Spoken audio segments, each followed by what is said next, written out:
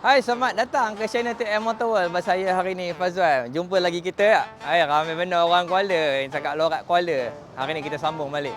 Kita ada 3 biji kuda liar MT-09 V2. Ada 3 biji koma. Teman tak tahu lah nak kabar ke mana sebab kuda ni susah benar jinaknya, lompat-lompat.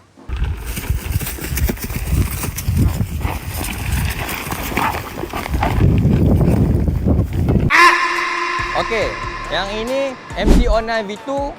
Kalau korang tengok barang dekat sini, dah banyak jajan dekat motor ni. Antaranya, dia dah pasang body slider dekat sini. Owner sebelum ni dah buat exhaust. Lagi, ekor dah tak ada.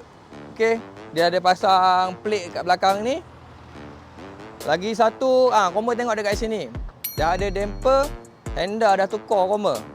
Ni ala-ala kalau korang bawa motor ni rasa lain sikit lah. Dia rasa macam Street Fighter sikit. Untuk motor ni tahun 2019, register 2019, harga dia 32,800. Malis baru 66,000 je korang. Okey. Okey korang. Untuk motor ni dia datang dengan exhaust original, dia ada bagi sekali. Yang ini dia ada bagi windshield original. Honda dia ada bagi sekali yang original juga. Windshield pun dia bagi original juga. Seterusnya, ini MT-09 V2 juga. Yang ini kalau koma nak keadaan yang standard, orang kata tak dikacaunya abang JPJ lah ya. Yang ini koma dapat dengan cover set yang baru, masih cantik lagi, sikit calor pun tak ada.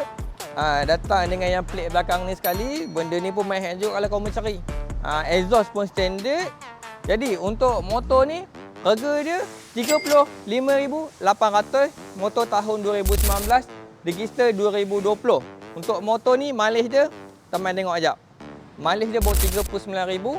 Harga dia kami jual ialah 35,800 saja koma. Next. Kita ada sebiji lagi MT-09 V2.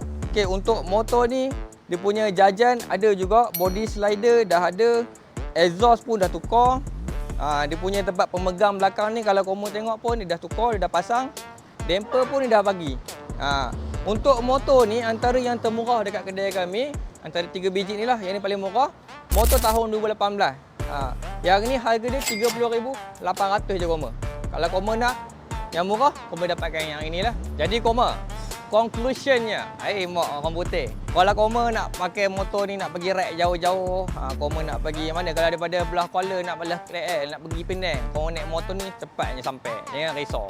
Jadi kalau korang nak dapatkan 3 biji motor ni, korang boleh contact sistem kami. Korang telefon je nama. Kalau ada orang tak reply, telefon lagi. Okey korang. Angat pijar dah ni korang. Nenek hitam teman ni. Kalau korang nak beli motor, cari motor, jual motor, cari saya, cari di TM Motor World. Okey?